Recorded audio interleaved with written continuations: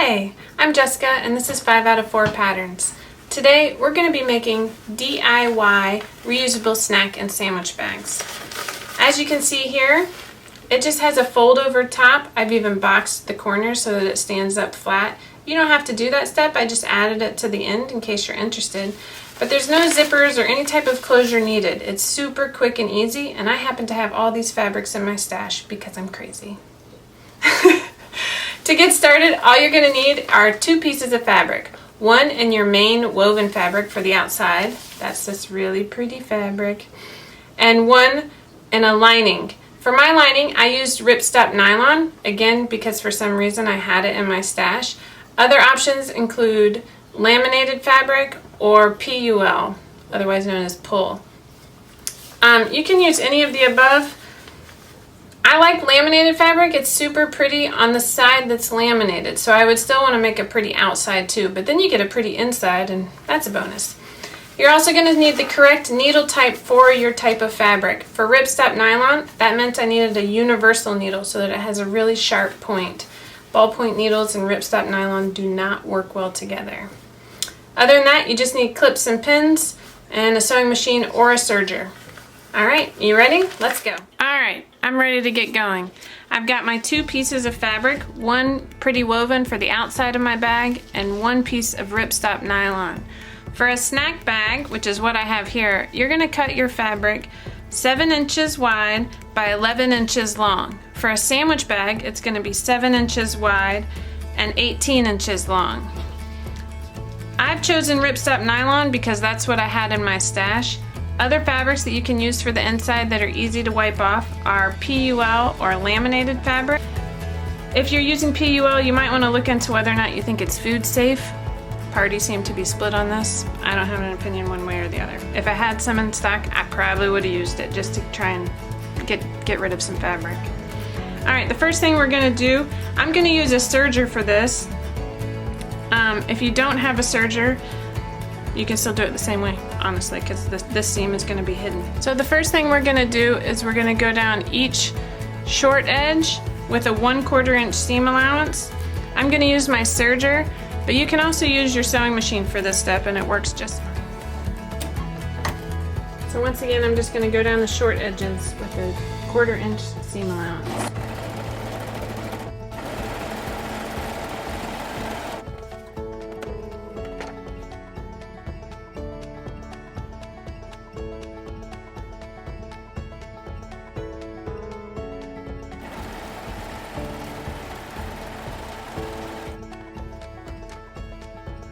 Alright, that step's done.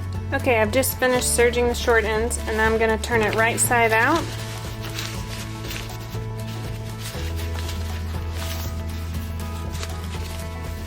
And I'm going to press. This step is not actually required. I think it helps make it look slightly sharper, but again, it's a snack bag, so done is better than perfect. Also, you need to check the requirements on whether or not, if you're using PUL or laminated fabric, whether or not it's safe to press it. You can see I'm pressing on the fabric side instead of on the nylon side.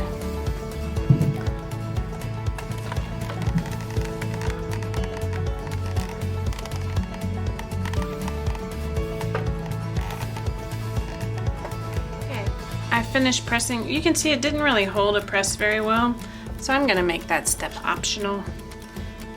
I probably have a lot of these to do, and so I probably won't be pressing them. Next thing we're going to do is fold one short end right sides together with your main fabric 2 inches. So you can see I'm using the lines on my cutting table here. You can also use a small ruler, whatever you have. You're going to fold it down 2 inches, and then I like to use Wonder Clips to hold it. And again, nylon really likes to slide around, which might be why it's been in my stash for so long. Then you're going to come back up, you're going to take the other short end and take it all the way to the top. And then you're going to re-clip.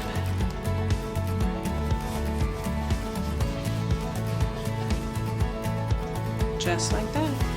You can even add a couple extra clips to try and keep your nylon behaving. I'm an over clipper.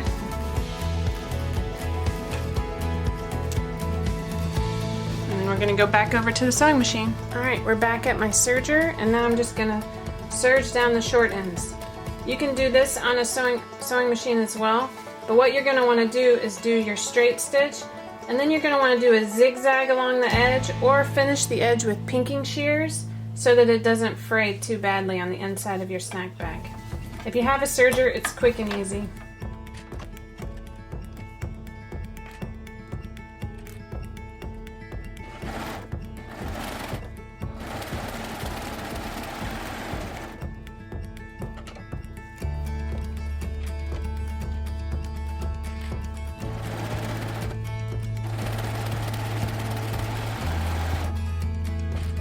Now you're going to want to hide your serger tails. What I like to do is take a needle with a fairly big eye on it. You can see that?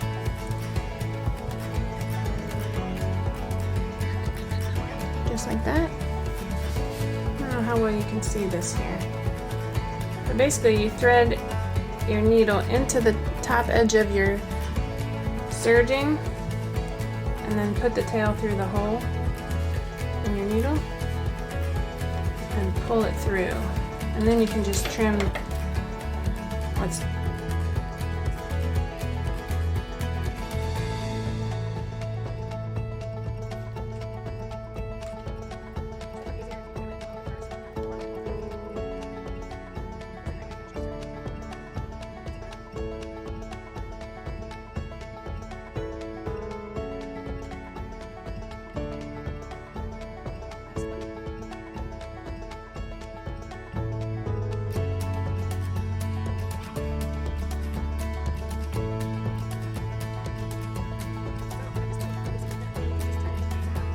Alright, so I finished serging the short ends, and you could be done at this point if you want to be.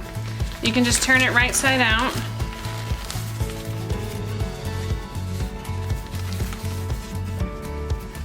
And you've got one side, and then here's the pocket, and it just folds over the top. So you've got a cute little pouch.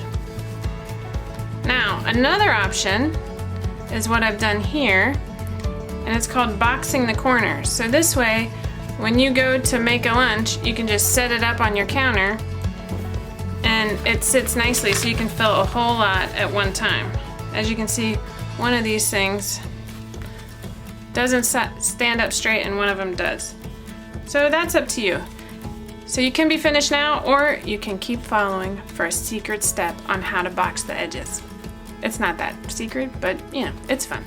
Okay, if you're interested in how to box your corners, you're gonna put your hand in your bag and kind of flatten out the bottom so that it makes a point like that. So all I'm doing is I'm putting my hand in the bag and spreading out my fingers.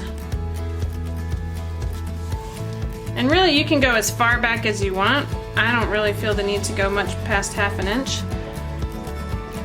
And then I like to clip just to remind myself and hold it all straight. If you have a serger, you're gonna just sew a straight line right across this corner. If you have a sewing machine, go ahead and do a straight stitch across this corner, and then I'll show you how to tack down the point so that it's not just flopping on the inside. Okay, I'm gonna use my sewing machine to box my corners just so I can show you what it will look like. If you use your sewing machine, make sure you have the right type of needle in for your lining fabric. I'm using ripstop nylon, so I have a universal needle in my sewing machine. If you use a serger, you're just going to trim off the seam allowance as you go. Remember to backstitch at both ends.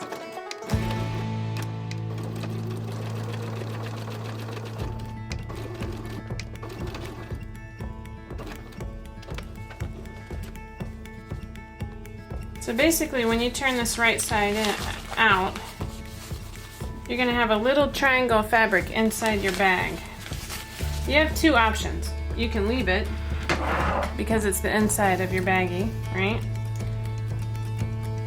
You can trim it and use pinking shears.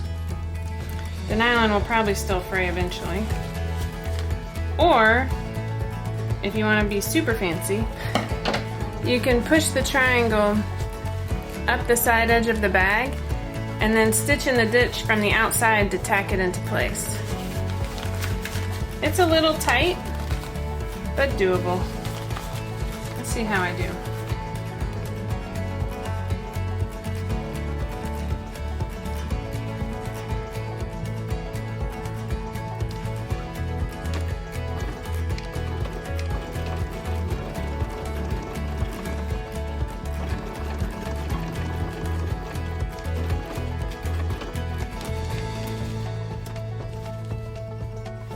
So from the outside, if you do a better job than me, and you remember to change your thread, Dingleberry,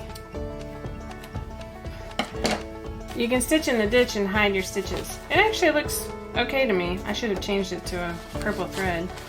Either way, at this point after you do the other corner, you're done.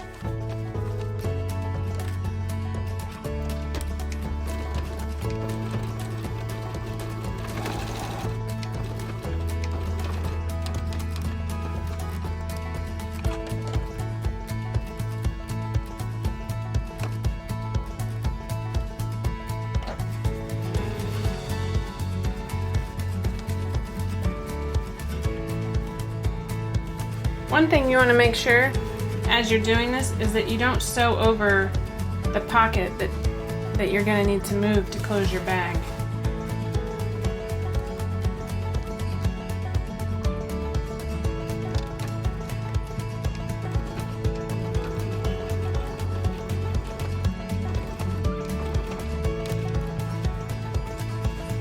Alright, I just need to trim all my edges. Or trim all my threads, more like. I don't know what possessed me to say that.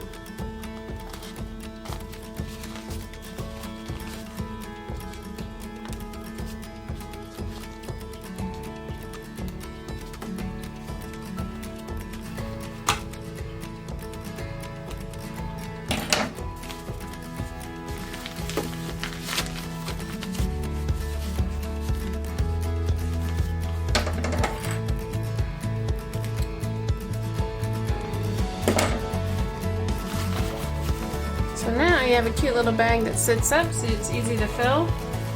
And then to close it,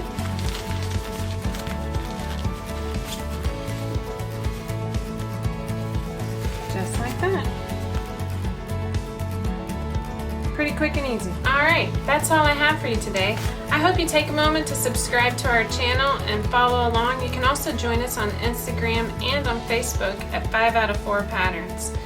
We always have new patterns coming out, new episodes of Sewing School, quick and easy tutorials just for you. So take a moment, subscribe, comment, and join us as we build the community. Thank you.